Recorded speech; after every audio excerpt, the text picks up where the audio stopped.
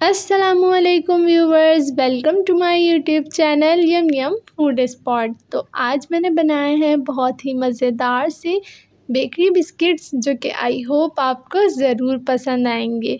तो इसकी रेसिपी के लिए हम चलते हैं अपनी वीडियो की तरफ। तो सबसे पहले मैंने यहाँ पे लिया है एक बाउल, उसके अंदर मैं ऐड करूँगी 2 कप मैदा। मैदे को हमने एक छन्नी की मदद से छान लेना है। उसके बाद मैं इसके अंदर ऐड करूँगी 4 टेबलस्पून कॉर्नफ्लोर। कॉर्नफ्लोर से बिस्किट्स जो हैं वो बहुत ही क्रिस्पी बनते हैं। यहाँ पे मैंने लिया है 4 टीस्पून बेकिंग पाउडर, मैं इसके अंदर ऐड करूँगी और half tea spoon baking soda add करके इसको भी छान लेंगे। अब ये तमाम ड्राई इंग्रेडिएंट्स हम मिक्स करके इनको हम रख देंगे साइड पे। यहाँ पे मैंने दूसरा बाउल लिया है और इसके अंदर मैंने लिया है हाफ़ कप बटर। बटर की रेसिपी मैंने आपको शेयर कर दी है। उसको मैं बीटर की मदद से बीट कर लूँगी, क्रीमी फॉर्म में ले आऊँगी। और यहाँ पे मैंने ली है पाउडर्ड शुगर जो कि 1.5 कप ली है मैंने। अच्छे से बारीकी से मैंने पीस लिया है। अब मैं इसको बीटर से बीट करके एक अच्छा सा क्रीमी पेस्ट बना लूँगी और इसके अंदर डालूँगी 1 पिंच ऑफ सॉल्ट और 1 टीस्पून मैंने लिया है वैनिला एसेंस, जिससे बहुत ही अच्छी खुशबू आती है। 1 पिंच ऑफ फूड कलर भी आप इसमें ऐड कर सकते हैं ताकि इसमें बहुत प्यारा सा कलर आ जाए हमारे बिस्किट्स में। अब मैं इसके अंदर डालूँगी 1 अदद अंडा। अब हम इसको अच्छी तरीके से मिक्स कर लेंगे। देखिए बहुत ही क्रीमी फॉर्म में ये आ गया है। अब हम इसके अंदर तमाम जो ड्राई इंग्रेडिएंट्स हमने छान के रखे थे उसको हम मिक्स करते जाएंगे स्पैचुला की मदद से, क्योंकि हमें इसकी एक अच्छी सी डो बनानी है। तो व्यूवर्स अब हम इसको 10 मिनट के लिए फ्रिज में सेट होने के लिए रख देंगे।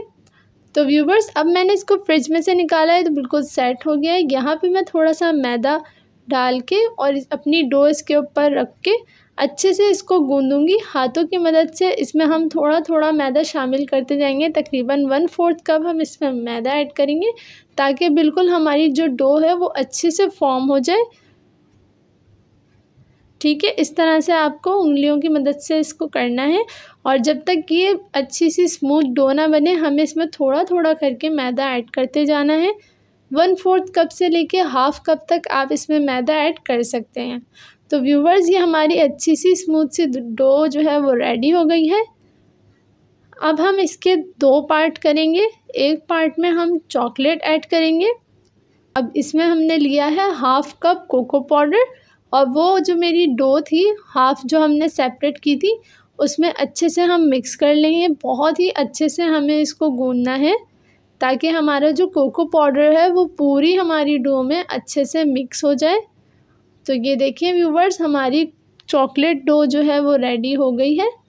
अब हम इन दोनों को सेपरेट बॉल्स में मैं आपको दिखा देती हूँ कि एक है हमारी ये चॉकलेट वाली डो और एक ये वैनिला डो है। तो आए अब हम इसकी शेपिंग कर लेते हैं। यहाँ पे थोड़ा सा मैंने मैदा छिड़का है और इसके ऊपर मैं डो अपनी रखूँगी और उसको अपनी उंगलियों की मदद से या बेलन की मदद से मैं इसको फैला लूँगी। बिस्किट बेक होने के बाद डबल हो जाता है। आप चाहें तो कुकी कटर यूज़ कर सकते हैं, अगर आपको छोटे साइज़ के बनाने हैं तो आप किसी भी शीशी का जो है कैप ले सकते हैं इस तरह से।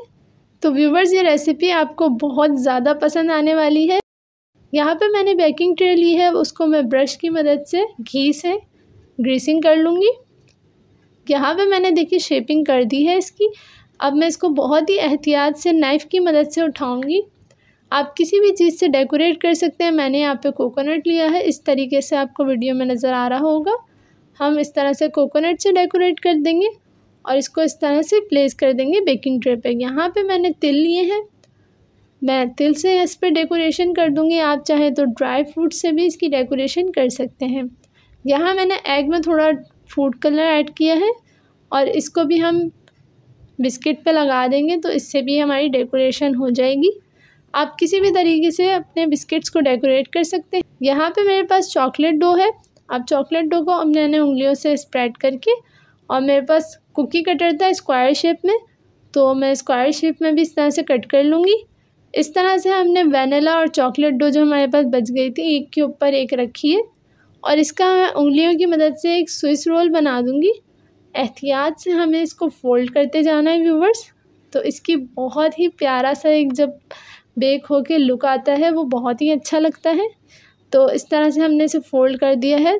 थोड़ा सा हम इसको हाथों की मदद से बेलेंगे जितने हमें अपने बिस्किट्स बनाने हैं। तो हाफ़ इंच के हम लोग इस तरह से नाइफ़ की मदद से या आप थ्रेड की मदद से इसको कट कर सकते हैं। उसके बाद हम इसको हाथ में लेंगे, इसकी शेपिंग ठीक कर लेंगे और जितना हमें इसको मोटाई इसकी चाहिए उतना हम इसको दबा लेंगे। तो ये देखें व्यूवर्स, ये रेडी हो गया है। मैंने बहुत ही अलग अलग स्टाइल्स के बिस्किट्स बनाए हैं, आपको नज़र आ रहा होगा। आप जिस तरह से भी चाहें आप शेपिंग कर सकते हैं। इसको दूर दूर रखना है क्योंकि बिस्किट्स जो हैं फूल के डबल हो जाते हैं। अब हम इसको रख देंगे प्री हीटेड ओवन में 180 डिग्री पे 15 मिनट के लिए। तो अब मैं आपको इसका दूसरा वे दिखाती हूँ कि हम अगर हमारे पास ओवन ना हो तो हम इसको किस तरह से बेक कर सकते हैं।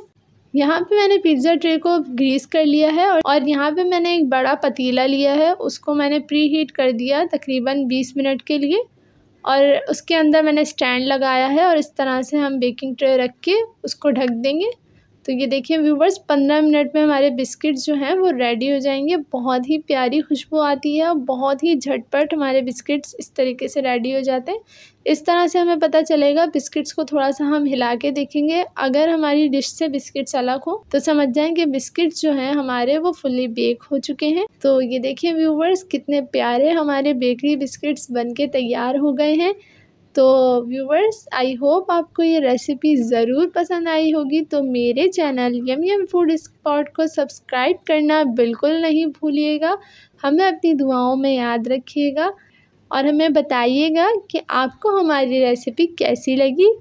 Thanks for watching Yum food Spot. अल्लाह हाफिज़।